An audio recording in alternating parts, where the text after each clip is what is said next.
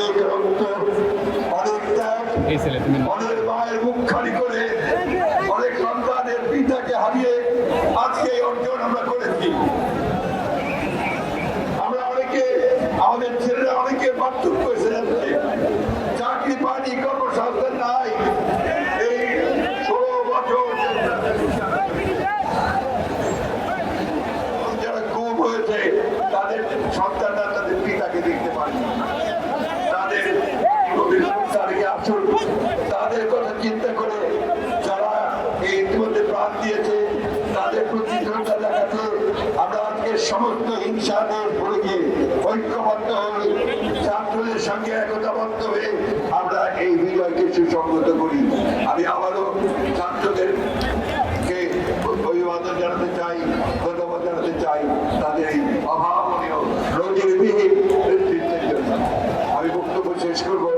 সব শেষে শুধু বলি, বিএনপি আমাদের 31 দফা দিয়েছিল, সেই 31 দফার মধ্যে পরিষ্কার করে বলা হয়েছিল যে আমরা একটা গণতান্ত্রিক রাষ্ট্র নির্মাণ করতে চাই। সংস্কারের কথা বলা হয়েছে, আমরা বলেছি যে পার্লামেন্টের যে পদ্ধতি আছে তাকে পরিবর্তন করে আমরা দ্বিকক্ষ বিশিষ্ট পার্লামেন্ট নিয়ে আসবো। আমরা যুবকদের জন্য কর্মসংস্থানের ব্যবস্থা করব, শিল্প গড়ে তুলব। আরেকটা কথা আমি আপনাদের বলতে চাই, সেটি হচ্ছে যে অনেকখান থেকে আমাদের কাছে অভিযোগ এসেছে যে শিল্পের উপরে অনেকে আপনারা ঘাত করছে, আক্রমণ করছে, গার্মেন্টস শিল্পগুলোর উপরে আক্রমণ করছে। এরা দেশের শত্রু, এরা কোনো আন্দোলনকারী হতে পারে না, তাদেরকে রুখে দেওয়া যায়। আমাদের সকলে, আমি অসুস্থ, আপনি যার করে জানেন, তাই আমি বক্তব্য দীর্ঘ করবো না, শুধু এই কথা বলতে চাই, আসুন আপনারা অতীতে যেভাবে সংগ্রাম করেছেন, রক্ত দিয়েছেন, প্রাণ দিয়েছেন, আমাদের ছাত্ররা যে রক্ত দিয়েছে, প্রাণ দিয়েছে, তার বিনিময়ে আজকে আপনারা একটা স্বাধীনতা অর্জন করেছেন। পালিয়ে গেছে স্বৈরাচার, স্বৈরাচার পালিয়ে গেছে। আমি ধন্যবাদ জানাতে চাই দেশপ্রেমিক সেনাবাহিনীকে, যে তারা ঠিক প্রয়োজনের সময় জাতির সেই কঠিন প্রয়োজন, সেই প্রয়োজনের সাড়া দিয়ে তারা জনগণের পাশে এসে দাঁড়িয়েছে।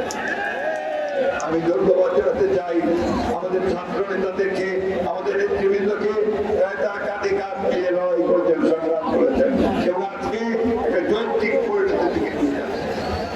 বন্ধুগণ, আমরা আবারও বলতে চাই, আজকে আসুন প্রশাসনকে সঠিকভাবে আপনারা দায়িত্ব দিন, দায়িত্ব পালন করতে দিন।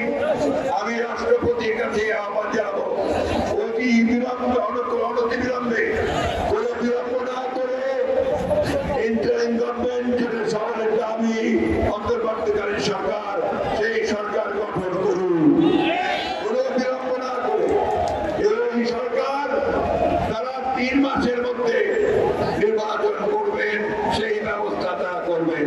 এর জন্য পূর্ণ সহযোগিতা আমরা তাকে দেবে, জনগণ তাকে দেবে। বন্ধুগণ, আইন শৃঙ্খলা রক্ষা করার দায়িত্ব আপনাদের। আমার খুব ভরে গেছে আনন্দে যখন আমি দেখেছি যে আমাদের ছাত্ররা তারা ট্রাফিক পুলিশের দায়িত্ব পালন করছে। আমি তাদের ধন্যবাদ দিতে চাই।